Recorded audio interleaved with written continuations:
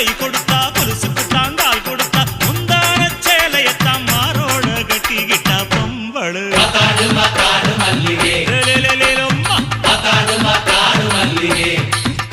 ஐ பொருத்தனைத்தான் கழட்டி விட்டா ஒருத்தனைத்தான் கட்டி விட்டா ஒருத்தனைத்தான் கையோட வச்சுக்கிட்டா பொம்பளை யாரது